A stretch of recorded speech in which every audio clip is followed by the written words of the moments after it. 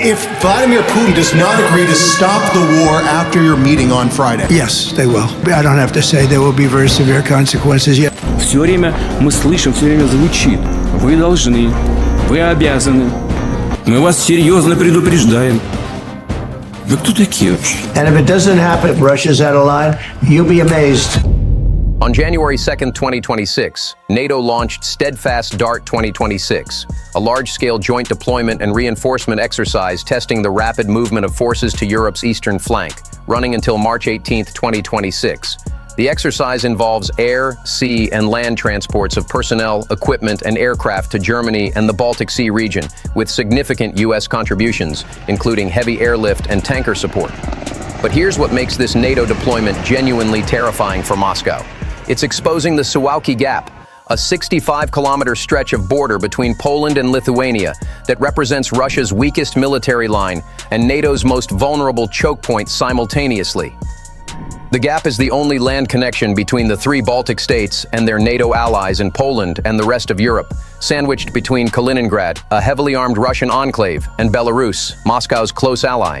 Russia could seize this narrow corridor in hours, cutting off Lithuania, Latvia, and Estonia from overland reinforcement, isolating over 6 million people behind a hostile blockade. NATO knows it. Russia knows it. And now, NATO is flooding the eastern flank with troops, tanks, and artillery to turn Russia's greatest strategic opportunity into a kill zone. Let's understand the scale of NATO's buildup, transforming the Suwałki Gap from vulnerability to fortress. Germany activated the 45th Panzer Brigade in Lithuania in April 2025, and once brought to full strength, it will consist of nearly 5,000 soldiers armed with Leopard tanks and armored vehicles, marking the first foreign deployment of a German brigade since WW. Poland launched construction of its East Shield defensive network in November 2024, a $2.5 billion system spanning 700 kilometers along borders with Russia and Belarus. Germany will deploy engineering units to Poland in April 2026 on a 2-year mission to support that construction.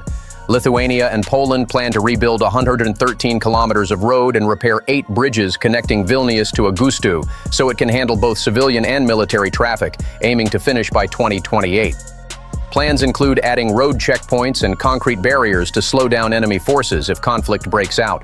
NATO is constructing a defensive network designed to bleed Russia white if it attempts to seize the corridor. And it's worth noting the strategic significance of Kaliningrad that makes the Suwałki Gap Russia's obsession. Kaliningrad hosts the port of Baltiysk, Russia's only year-round ice-free Baltic seaport and the headquarters of the Russian Baltic Fleet. From Kaliningrad, Russia projects power with warships, advanced missiles, and air forces. Yet Kaliningrad is isolated. It relies on a tenuous transport link via Lithuania and Belarus, or by sea and air. The Suwałki Gap is the shortest land bridge to connect Kaliningrad with Belarus and thus Russia proper. In the 1990s, Russia even tried to negotiate an extraterritorial corridor across this area to move goods and people to Kaliningrad, but Poland, Lithuania, and the EU flatly refused. In 2022, Lithuania enforced EU sanctions by restricting certain Russian freight traffic to Kaliningrad, leading to a sharp exchange of threats. Russia's Baltic Fleet sits in an exclave separated from Russian territory, dependent on NATO goodwill for land access. Seizing the Suwałki Gap would solve that problem permanently, connecting Kaliningrad to Russia, cutting off the Baltics, and humiliating NATO by splitting the alliance geographically. The fact of the matter is clear to see: Baltic states are preparing for war. In January 2025, Lithuania's Defense Council decided to increase the defense budget from 3.0 to 5.5% of GDP each year from 2026 to 2030, an additional $10 billion to $14 billion. Lithuania recently joined Estonia, Latvia, Poland, and Finland in withdrawing from the Ottawa Treaty prohibiting anti-personnel mines.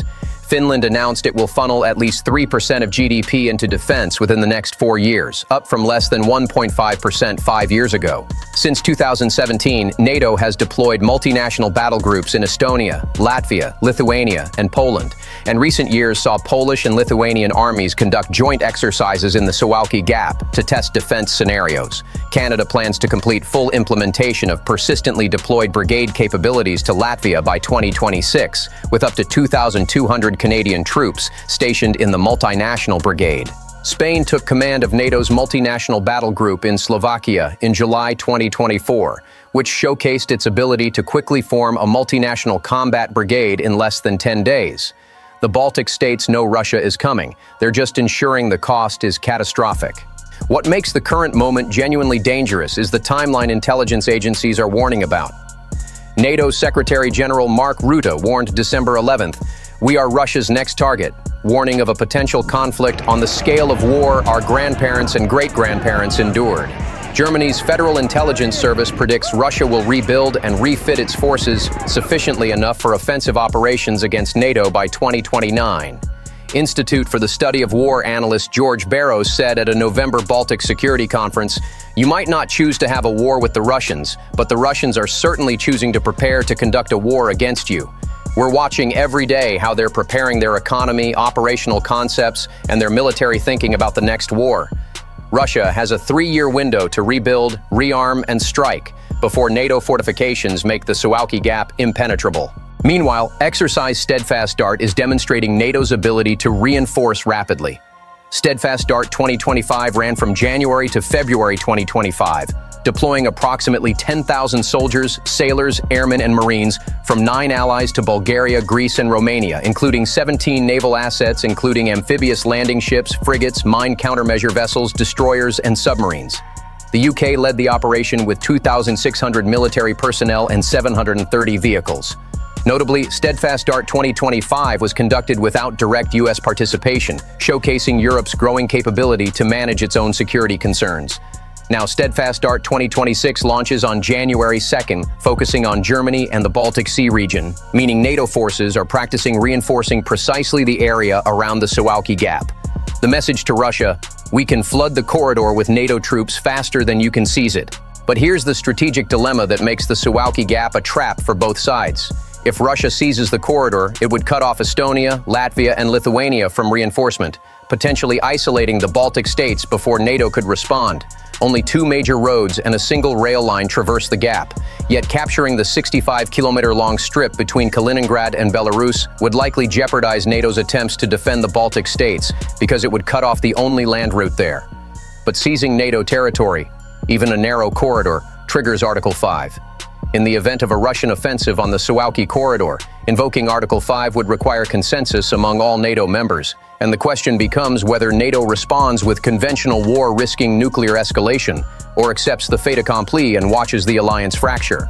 Current NATO doctrine aims to prevent any territorial loss, including the Suwałki Gap, through the use of impenetrable forward defenses.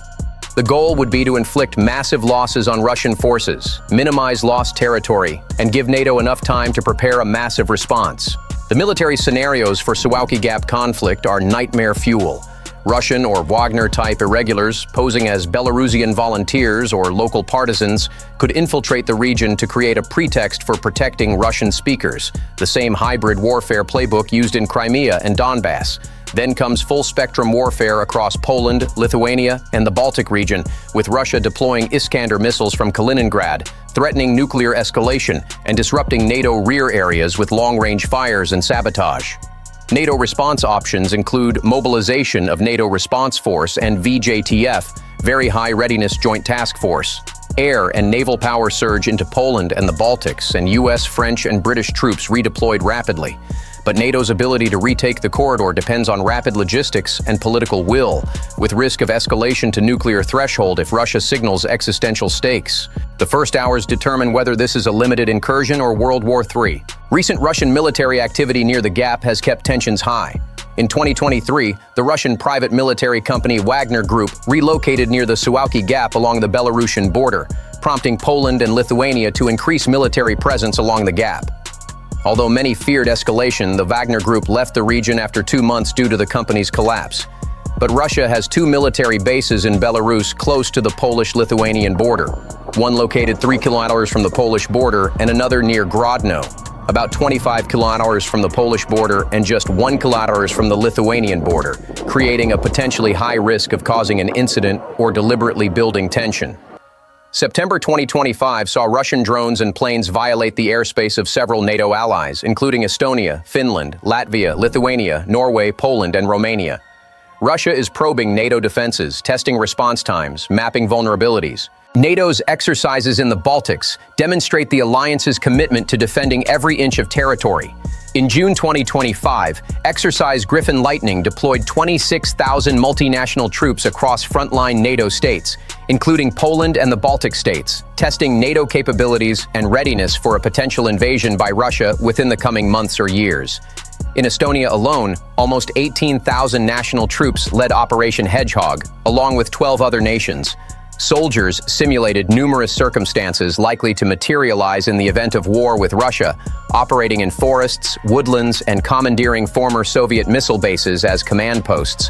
German Leopard 2 tanks were featured alongside Lithuania's infantry fighting vehicles, showcasing interoperability on the battlefield during a simulated counteroffensive. NATO is rehearsing defending the Baltics against Russian invasion and ensuring every soldier knows the terrain before bullets fly. The strategic importance extends beyond just land access. The Suwałki Gap hosts several critical corridors because it is the only land route between the Baltic states and the rest of the European Union and NATO. Via Baltica, Expressway S61 on the Polish side and A5 highway on the Lithuanian part, passes through the gap as part of the North Sea-Baltic Corridor, one of the core routes of the Trans-European Transport Network, TEN-T, that connects Finland and the Baltic states with the rest of Europe. The gap is narrow enough for short-range rockets stationed in Belarus or Kaliningrad to target any military supplies coming through the corridor, while alternative routes of delivery by sea or air are also threatened by anti-air and anti-ship missiles stationed in Kaliningrad. Russia doesn't even need to occupy the corridor to neutralize it, just position missiles to interdict NATO reinforcements. Yet there's an argument that the Suwałki Gap's strategic importance is overstated. Sweden and Finland's membership of NATO limit the importance of the Suwałki Gap because Finland and Sweden joining NATO pushed away from decades-held policy of non-alignment, adding Finland's more than 800 miles of land border with Russia to NATO territory and opening new routes to reinforce the Baltics via Nordic countries. Some analysts argue that Russia closing the gap through physical occupation or long-range interdiction is strategically questionable because a major assault on the Baltic countries would almost inevitably precipitate the invocation of Article 5, which might create escalatory dynamics the Kremlin could find too difficult to control. But this assumes rational actors avoiding escalation, an assumption Ukraine's invasion shattered. The psychological impact on NATO's eastern flank cannot be understated. Lieutenant Colonel Kusa of the Estonian Defense Forces told Euronews, "When you hear the sound of the NATO jets around here, it may be loud, but to us, we say it's the sound of freedom. When I went to school, we heard the sound of Soviet aircrafts. There were pictures of Lenin. We were paying with rubles, with nothing to buy from stores. Now we're in NATO, we can make sure nothing like that ever returns." Brigadier Nick English, commander of the British Army's 1st Aviation Brigade Combat Team, said, "This is a really obvious demonstration of how NATO capability can come to Finland. For soldiers on NATO's eastern flank, every exercise is personal. They're defending countries that remember Soviet occupation. The coming years will test whether NATO's deterrence holds. Recent satellite imagery has indicated Russia is building out its bases close to the Finnish border as part of a longer-looking effort to expand Russian military facilities in spitting distance of NATO." Officials in NATO countries forming the alliance's easternmost flank have long speculated that if a ceasefire deal brings an end to the war in Ukraine, the hundreds of thousands of soldiers deployed to battle Ukrainian defenses could wind up close to NATO territory. Where do battle-hardened Russian units go after Ukraine?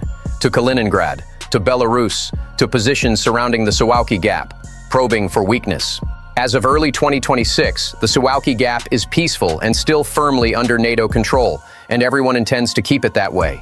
But peace requires continued investment in defense, joint exercises, intelligence sharing, and diplomacy. It means communicating to Moscow that NATO's red lines are unambiguous, while avoiding unnecessary provocation that could spark a crisis. The Suwałki Gap, once seen as a fatal weak link, has galvanized NATO to show its strength. Europe faces a shock move because NATO has transformed Russia's greatest strategic opportunity into a fortress. German Leopard tanks in Lithuania, Polish defensive fortifications along the Belarus border, Lithuanian roads upgraded to carry NATO reinforcements, exercises deploying 26,000 troops to rehearse defending the Baltics, and steadfast DART 2026 running until March, flooding the eastern flank with NATO forces practicing the rapid reinforcement that could deny Russia the quick victory seizing the corridor requires. The Suwałki Gap remains one of NATO's most strategic vulnerabilities, but it's also becoming the most heavily defended 65 kilometers in Europe, a place where Russia could attempt to cut the Baltic states off from allies, but where NATO has positioned enough firepower to turn that attempt into Russia's Verdun. The shock isn't that Russia might attack, it's that NATO is ready, daring Russia to try.